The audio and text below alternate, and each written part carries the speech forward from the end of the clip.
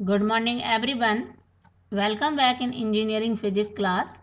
Myself Dr. Anchala, assistant professor in ABSIT Ghaziabad. जो आजकल हम डिस्कस कर रहे हैं यूनिट फर्स्ट है हमारी, इसका नाम है रिलेटिविस्टिक मैकेनिक्स। और आज का आपका टॉपिक है माइकलसन मोर्ले एक्सपेरिमेंट, जिसका आउटकम है identify the relative motion between earth and ether. इसे लास्ट लेक्चर में हमने postulate of special theory of relativity discuss किया। तो जो हमारा आज का टॉपिक है, पहले हम उसका हेडिंग डाल लेते हैं, माइकलसन मोर्ले एक्सपेरिमेंट, और उसका इंट्रोडक्शन देखते हैं कि ये है क्या। तो हम पहले लिख लेते हैं कि माइकलसन मोर्ले एक्सपेरिमेंट क्या था। कि to detect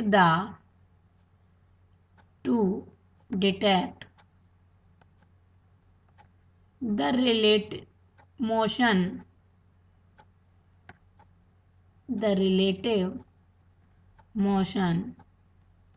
between earth and hypothetical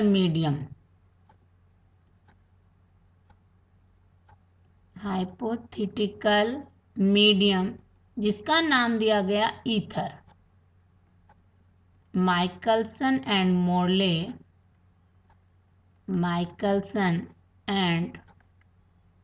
Morley performed a experiment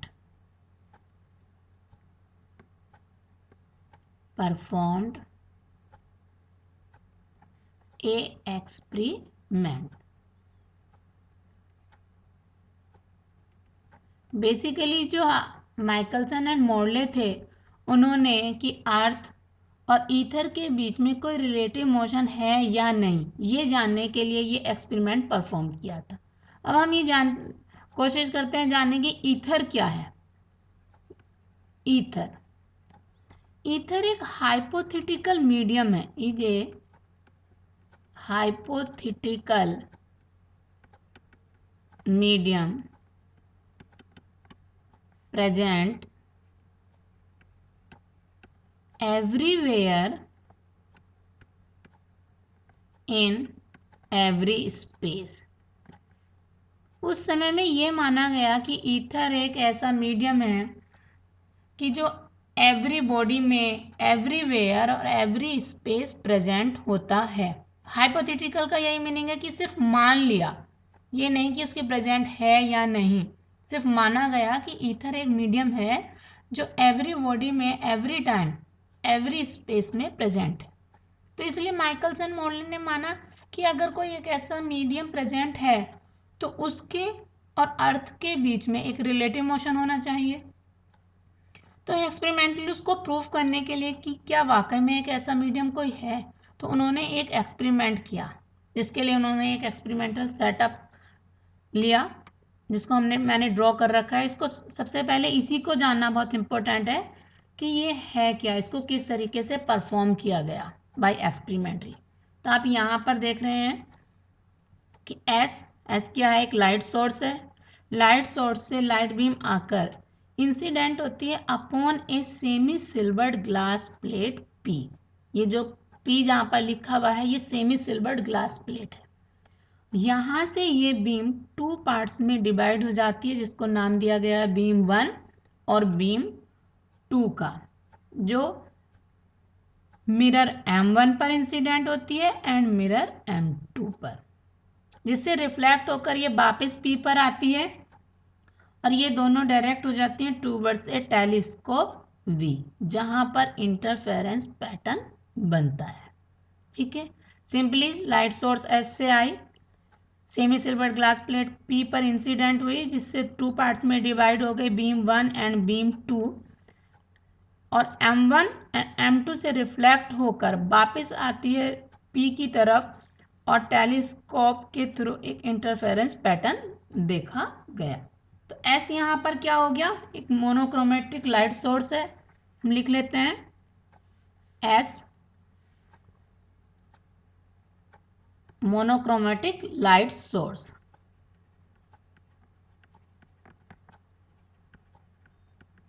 light source है जहाँ से लाइट बीम आ रही है। P semi silvered glass plate, semi silvered glass plate. M1 and M2 mirror है, mirrors. T telescope,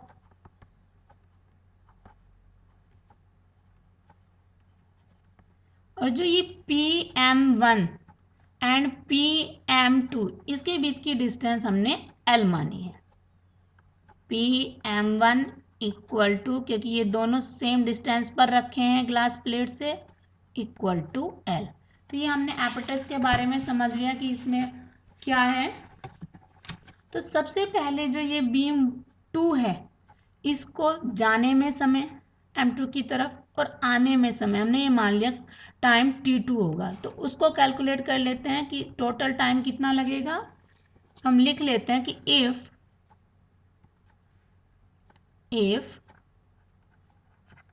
T2 is the total time by the beam number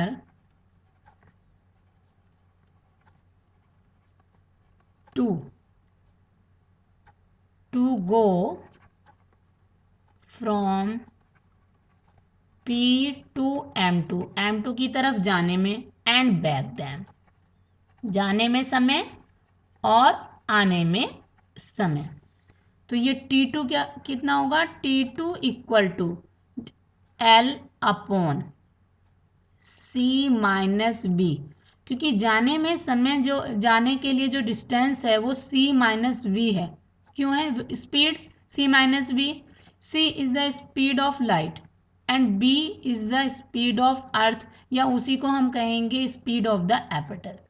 तो दोनों same direction में जा रहे हैं, तो जाने में जो स्पीड दिखाई देगी वो कितनी हो जाएगी, C माइनस वी। और आते समय स्पीड क्या हो जाएगी, C प्लस वी, क्योंकि दोनों अपोजिट डायरेक्शन में जाएंगे। तो हम इसको अगर कैलकुलेट करें तो T2 हमें मिलेगा, T2 equal to L C plus V plus L C minus V upon C² minus V square. इसको हम थोड़ा सोल्व कर लें तो आफ्टर सॉल्यूशन हमें मिल जाएगा 2L upon C 1 minus V square upon C square. इसे हमने इक्वेशन 1 का नाम दे दिया कि जो बीम 2 है उसको जाने में और आने में जो टोटल समय लगेगा वो ये होगा कि 2L upon C 1 minus V square upon C square. इसी तरीके से हम बीम 1 के लिए निकाल लें। हम ये मान लें कि T1 डैश टाइम लग रहा है beam in going from point P से लेकर M1 तक, ठीक है। तो इसके लिए हम टाइम निकाल लेते हैं। हमने मान लिया T1 डैश टाइम लग रहा है, तो टोटल टाइम निकाल लो। The total time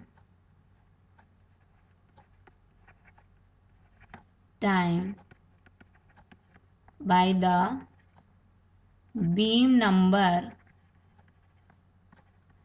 1, beam number 1 से पहले हमने 2 का निकाल लिया, अब हम 1 के लिए निकाल लें तो उसको हमने नाम दिया T इक्वल टू 2T, इसको T1 कह दें, 2T डैश जाने में समय और आने में समय, 2T डैश की value L upon C under root 1 minus V square upon C square. इसको इक्वेशन 2 का नाम देते हैं। अब ये जो T डैश है L upon C under root 1 minus V square upon C square, इसको हमने किस तरीके से कैलकुलेट किया पहले ये देख लेते हैं। तो इसके लिए हम फिर से डायग्राम ड्रॉ कर लेते हैं कि इसको कैसे कैलकुलेट किया गया है।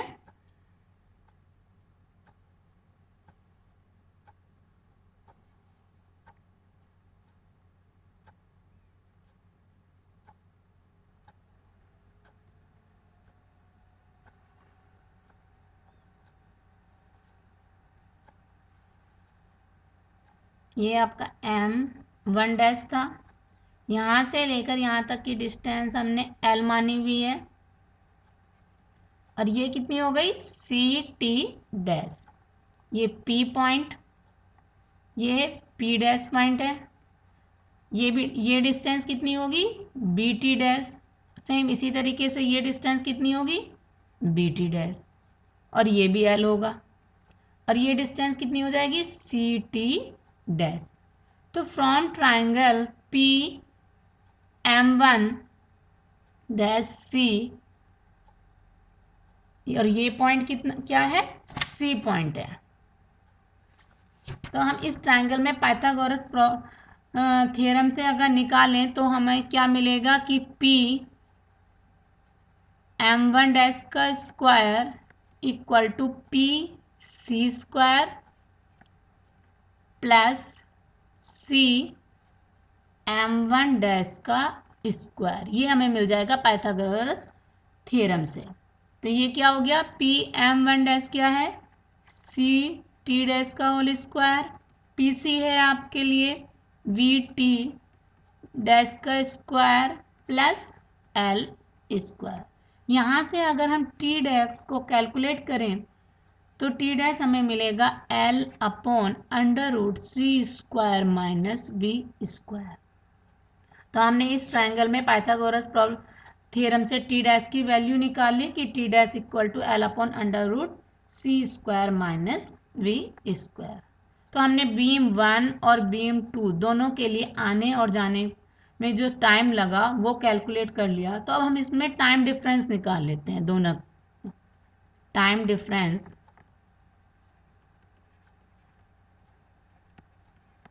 बिटवीन बीम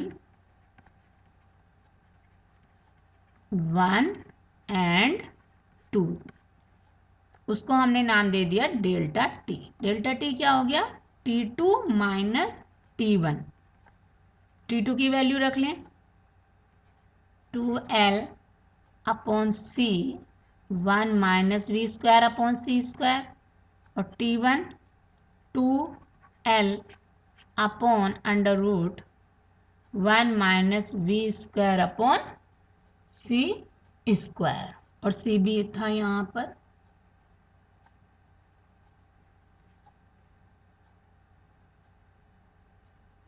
ठीक है, तो इसको अगर हम सॉल्व करेंगे तो हमें जो डेल्टा टी मिलेगा वो मिलेगा LV², इसको देख लेते हैं 2L/C 1 माइनस V²/C² की पावर -1 माइनस 1/V²/C² इसकी पावर -½ हो गया, और C तो कॉमन हो गया था। ये है आफ्टर सॉल्यूशन डेल्टा टी क्या हो गया कि delta T equal to LV²/C³, ये इक्वेशन 3 हो गई। ठीक है, अब हम पाथ डिफरेंस निकाल लें इससे। तो पाथ डिफरेंस, हमें टाइम डिफरेंस मिल गया, पाथ डिफरेंस निकाल सकते हैं हम delta equal to C into delta T. तो ये क्या मिलेगा हमें C LV²/C³। तो part difference delta equal to में आ गया LV²/C²। ये इक्वेशन 4 हो गई। जब हमने पार्ट डिफरेंस निकाल लिया तो हम उससे फेज डिफरेंस भी निकाल सकते हैं। फेज डिफरेंस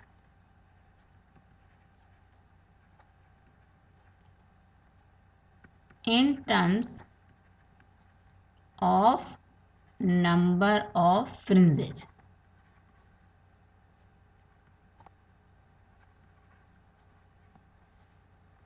n, इसको हमने n से डिनोट कर लिया, n इक्वल टू आ जाएगा आपका LV²/C² लैम्डा, जो किसके इक्वल होता है पार्ट डिफरेंस अपॉन वेवलेंथ के। ये इक्वेशन आपकी 5 हो गई। अब अगर हम इस पूरे एपरेटस को जो माइकलसन मोरले ने एक्सपेरिमेंट परफॉर्म किया उसको 90 डिग्री रोटेट कर दिया तो हम क्या लिख दें कि if apparatus is rotated around 90 degree, तो एपरेटस को क्या किया गया, टर्न्ड 90 डिग्री, 90 डिग्री के थ्रू उसको रोटेट कर दिया। तो जो रिजल्टेंट पार्ट डिफरेंस होगा, रिजल्टेंट पार्ट डिफरेंस या जिसको हम फेज डिफरेंस कहें,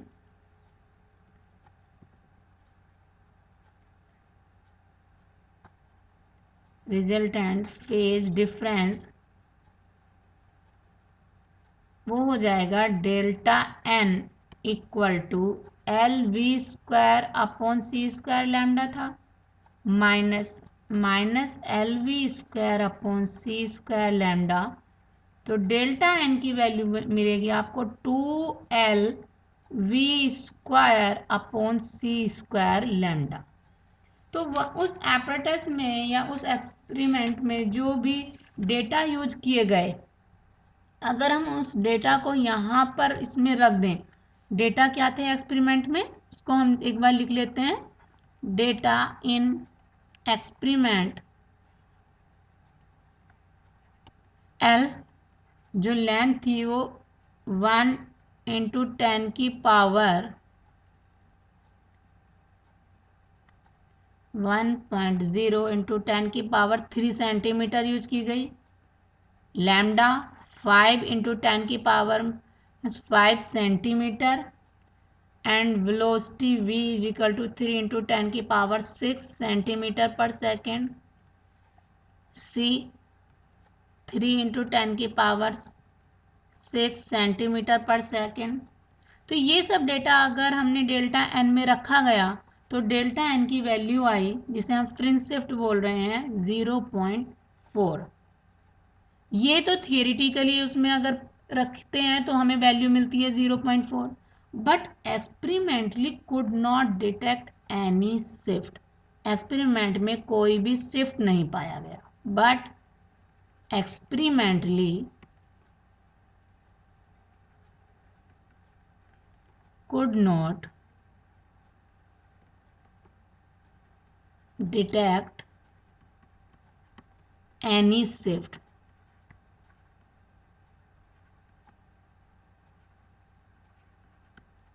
तो ये क्या इंडिकेट्स करता है कि इसका मतलब अर्थ और ईथर के बीच कोई भी रिलेटिव मोशन नहीं है। This indicates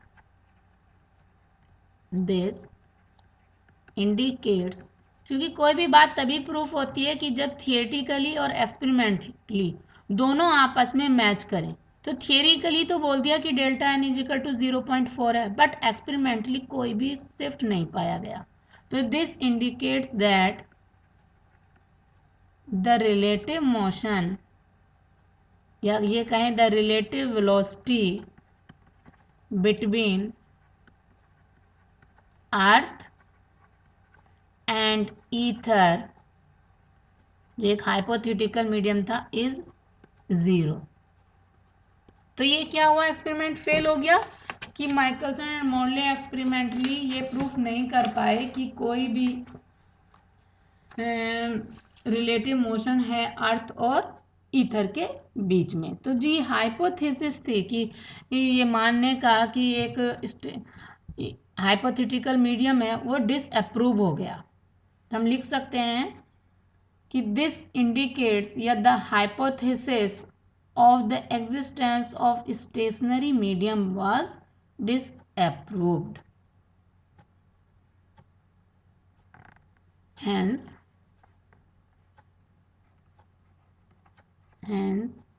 the hypothesis of the existence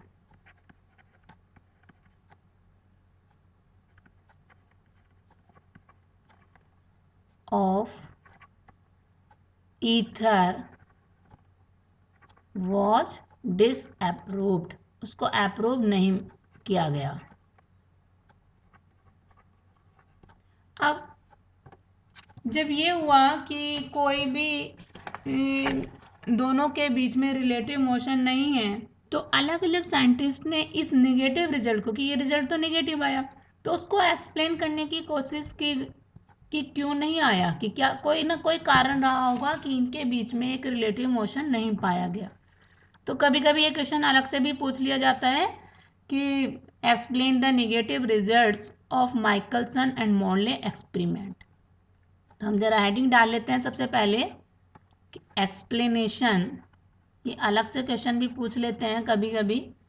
explanation of negative results, जो उसके नेगेटिव रिजल्ट आए, नेगेटिव रिजल्ट तो था कि वो फाइंड नहीं कर पाया कि अर्थ एंड ईथर के बीच में कोई रिलेटिव मोशन है। तो जो फर्स्ट था explanation, ether drag hypothesis.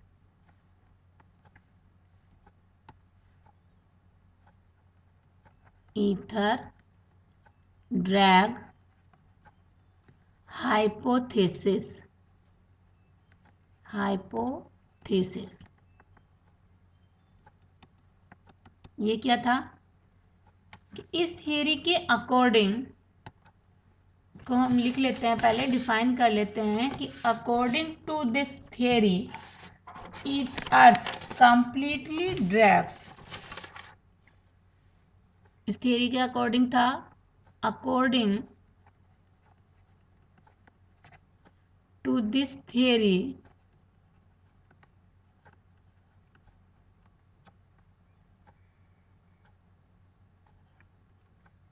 The moving earth, earth move कर रही है, moving earth completely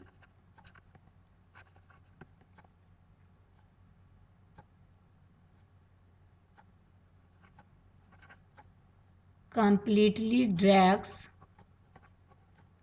the ether with it. It means that there is no relative motion between earth and ether. Earth and ether, एक scientist थे, उन्होंने ये कहा कि जो मूविंग अर्थ है वो ईथर को अपने साथ ही ड्रैग कर लेती है, तो जिसकी वजह से अगर जब वो उसको अपने साथ कंप्लीटली ड्रैग कर रही है तो इसी की वजह से उन दोनों के बीच में रिलेटिव मोशन नहीं आया, या ये कहें फेज शिफ्ट जीरो आया। उन्होंने इस नेगेटिव रिजल्ट को अपने इस तरीके से एक्सप्लेन कर दिया। दूसरा देखते हैं सेकंड पॉइंट इसका। सेकंड पॉइंट बेसिकली लॉरेंज ने दिया था, इसका नाम है लॉरेंज कॉन्ट्रैक्शन हाइपोथेसिस। देखिए उन्होंने क्या कहा कि ऑल मटेरियल मटेरियल, यहाँ पे मूविंग बॉडी का मीनिंग है all material bodies moving with velocity v are contracted by a factor √1 - v square. के बाद एक और साइंटिस्ट हुए लॉरेंज, तो उन्होंने कहा कि जितनी भी मूविंग मटेरियल बॉडी हैं तो वो एक फैक्टर है √1 - v square upon c square से कॉन्ट्रैक्ट हो जाती हैं। तो अगर ये इस तरीके से कॉन्ट्रैक्ट हो रही हैं इस फैक्टर से, तो अगर हम टाइम देखें कि t2 टाइम कितना हो जाएगा, t2 = 2l upon c 1 - v square upon c square, और ये कॉन्ट्रैक्ट हो जा रही है 1 - v square upon c square से। तो t2 की वैल्यू कितनी रह जाएगी, 2l upon c √1 - v square upon c square. इसका क्या मतलब हो गया, hence T2 equal to T1। जब T2 इक्वल टू T1 हो गया तो कोई भी, इसका मतलब क्या हुआ कि therefore there will be no phase shift in the fringes. जब दोनों टाइम इक्वल हैं तो दोनों कोई भी फेज शिफ्ट नहीं मिलेगा। हम लिख सकते हैं यहाँ पर कि hence there will be no phase shift in the fringes.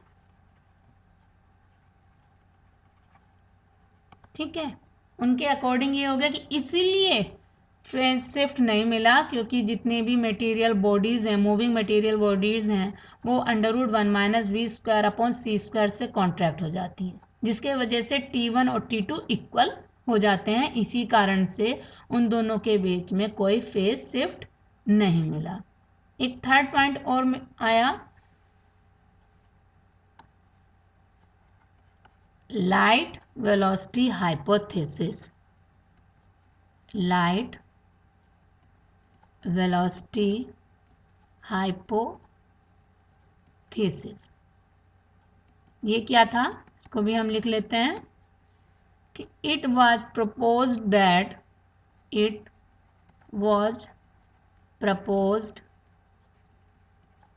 That light travels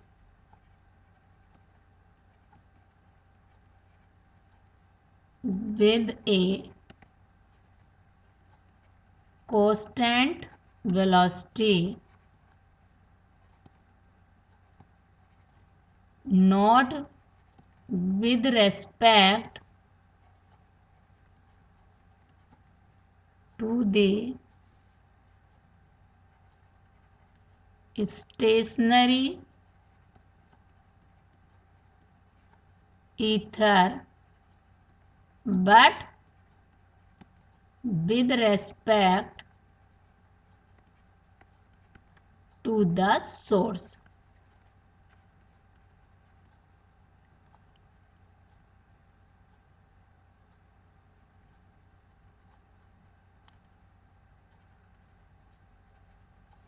कि जो ये इस हाइपोथेसिस का नाम दिया गया लाइट वेलोसिटी हाइपोथेसिस, कि ये प्रपोज किया गया जो लाइट ट्रेवल कर रही है कांस्टेंट वेलोसिटी से, वो स्टेशनरी ईथर के रेस्पेक्ट में नहीं है but respect to the source.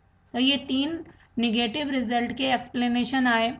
तो हम ये और देख लेते हैं कि ये जो निगेटिव रिजल्ट थे तो इनका सिग्निफिकेंस क्या रहा या क्या कंक्लूजन रहा, इस माइकलसन मोर्ले एक्सपेरिमेंट से क्या आउटकम निकल कर आए। सिग्निफिकेंस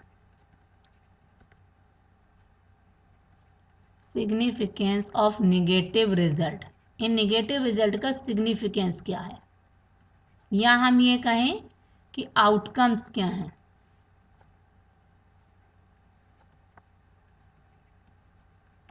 इस निगेटिव रिजल्ट से भी हमें आउटकम्स मिले कि the velocity of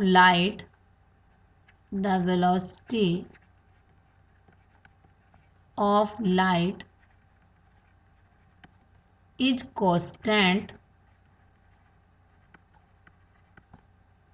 in all directions। ये एक मेन कंक्लूजन आया इससे। Second, all the efforts to make ether a universal frame are meaningless, कि जितने भी एफर्ट्स किए जा रहे हैं कि ईथर एक हाइपोथेटिकल या एक मीडियम है जो अर्थ में एवरी बॉडी में एवरी स्पेस में प्रेजेंट है, वो सब मीनिंगलेस था, कि कोई भी ऐसा मीडियम प्रेजेंट नहीं है। All the efforts to make, क्या करने के लिए, to make ether a universal frame are meaningless, ऐसा कोई भी मीडियम नहीं है। अब ऐसा अगर कोई मीडियम नहीं है, इसका मतलब किसी न्यू थियोरी की ज़रूरत है। to new theory with different concept of space, time and mass is needed। कहने का मतलब है कि इसके नेगेटिव रिजल्ट से भी कुछ आउटकम्स आए कि जिससे पता चला कि कह सकते हैं कि velocity of light is constant in all directions. और बहुत सारे जो साइंटिस्ट है ये एफर्ट कर रहे थे ये कहने के लिए कि ether is a universal frame, तो ये सब मीनिंगलेस है। Ether is not a medium, कि कोई भी मीडियम इस तरीके का प्रेजेंट नहीं है अर्थ में। थर्ड, अगर ये सब नहीं है तो इसका मतलब एक न्यू थ्योरी या न्यू कॉन्सेप्ट की नीडेड है स्पेस टाइम एंड मास की। तो आज हमने एक ये बड़ा मेन इंपॉर्टेंट क्वेश्चन पढ़ा जो long answer type question exam में पूछा जाता है, मैनी टाइम्स पूछा जाता है। कभी तो इसको लॉन्ग क्वेश्चन में पूछते हैं माइकलसन मोरले एक्सपेरिमेंट को, कभी कभी इसके नेगेटिव रिजल्ट के एक्सप्लेनेशन को भी अलग से पूछ लिया जाता है। तो आपको ये पूरा टॉपिक अच्छे से पढ़ना है, नोट कर लीजिए अपनी कॉपी पर इसको समझने की कोशिश कीजिए, इसको ड्राइव कीजिए। ठीक है, थैंक यू।